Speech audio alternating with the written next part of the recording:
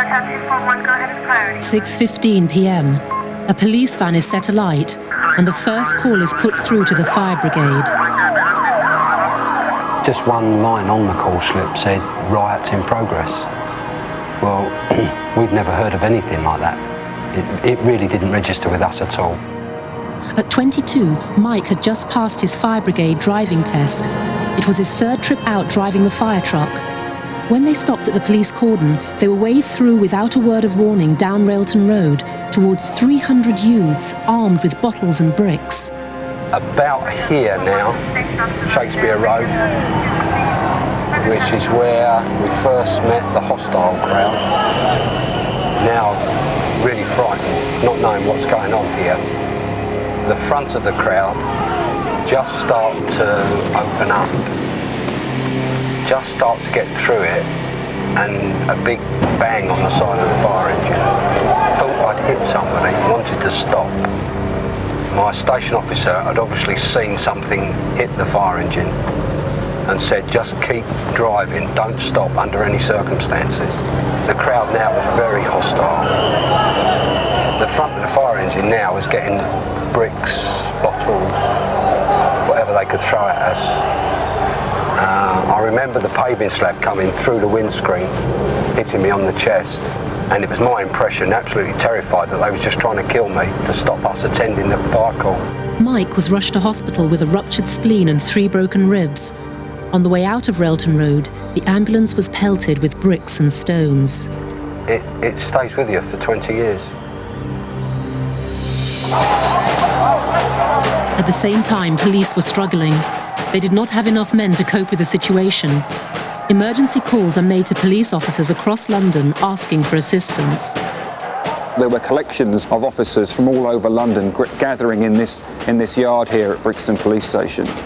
They gave me my instructions to get 10 PCs, it didn't matter which ones they were, get hold of 6 plastic shields and try and clear the streets of the rioters because the fire brigade were coming under attack.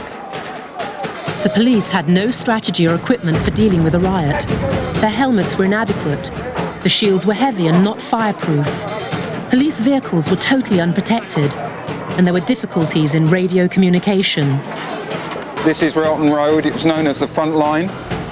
We came to this junction here and we had to push the rioters down this way, and it was a bit of a running battle because we would make progress pushing them down this way. They would then drive us back under a hail of bricks and lumps of concrete and that sort of thing. 6:30 p.m. The violence is escalating. In a last-ditch attempt, ordinary members of the public try to mediate between the police and the rioters. The only way to defuse this situation is by decreasing the presence of the police within the area at the present time, because they see the police as their target, as the target that they want to attack. I understand exactly what you're saying, and I appreciate what you've already done. But there is no question, in my decision at the moment, there is no question of withdrawing police from here. 8 p.m. All attempts at mediation fail.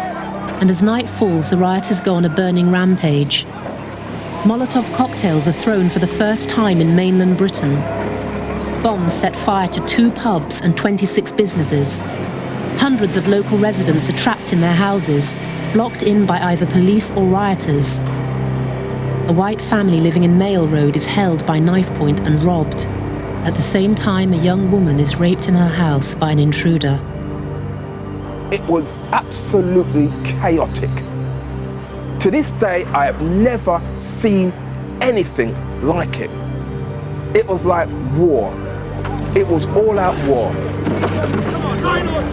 By 9:30 p.m, over 1,000 police had descended into Brixton. They start to take control, squeezing out the rioters from the ends of Railton Road.